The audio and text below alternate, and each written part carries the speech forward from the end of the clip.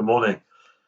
We had someone come and drop something off for us the other day, and we got into conversation with her on our front doorstep, socially distanced, of course.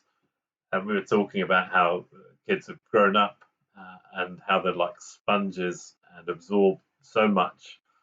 And we got into the whole thing about you need to be careful what you do and say because often it gets repeated back to you, parroted back. And she told the story of how her husband used a few choice words that later on came back in a comical way. And I think as parents, we're always being careful about what we do and say because it can be funny sometimes when it's parroted back to you. But there are certain words and things that you do want your kids to pick up, and others that are less helpful. When we come to Luke chapter 5, and we come to the story of the calling of Levi, Jesus comes up and says, "Follow me," and Levi holds this big banquet of celebration that he's been called by Jesus as a tax collector. And then all the Pharisees they turn up on the scene. There they are again. And they say, "Why is it that you eat with these people?" And Jesus simply says, "It's not the healthy who need a doctor, but the sick. I've not come to call the righteous, but sinners to repentance." This whole passage of chapter 5 and all of the various accounts with leprosy, with Peter's calling, with the healing of the paralytic, with the calling of Levi, all of them have a single theme really that joins them together, and it's the theme of sin. We don't talk about or use the word sin so much these days. It's not a popular term. It seems that society thinks it's such a judgmental word. To call something a sin is to bring something into judgment, to condemn someone. And we know that that is the effect of what the law does. It brings judgment because it defines things that are right and are wrong. In the same way that when we choose to use our words, what we pass down, there are good words and there are words that are not right. And here in our Luke 5, Jesus doesn't see sin as a problem that he can't deal with.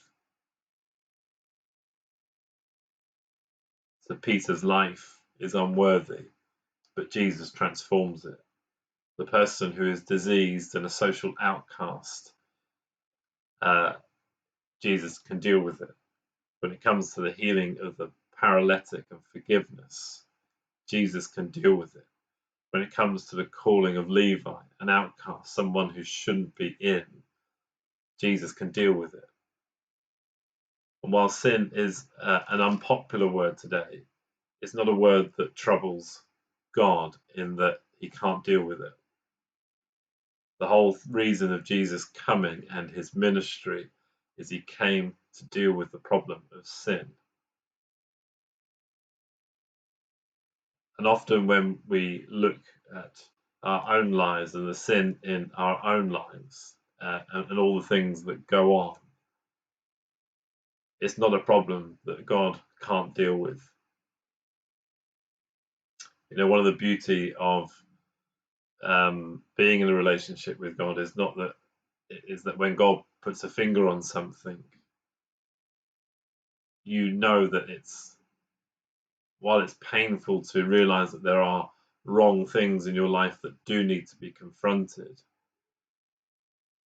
it's not a problem to God. It's not a problem for him to work in our lives and to lead us into greener pastures, whether that's in our character, whether in our actions, whether in our hearts.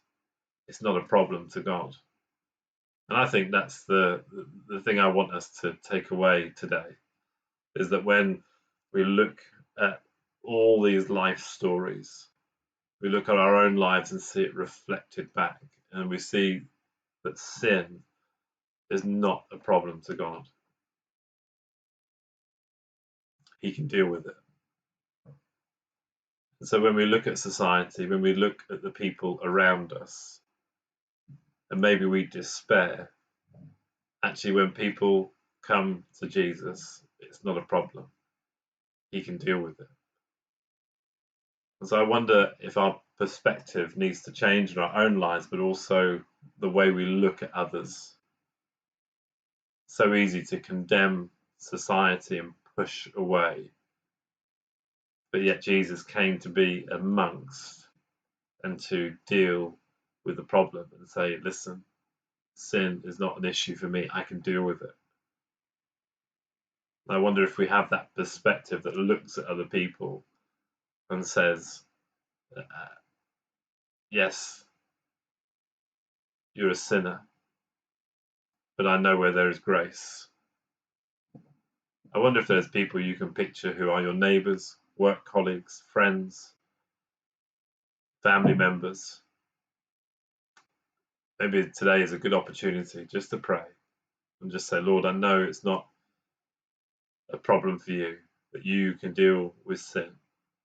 Pray that you would reveal yourself more and more in their lives. I leave that with you to go away and think about and to pray through as the Spirit leads. But God bless.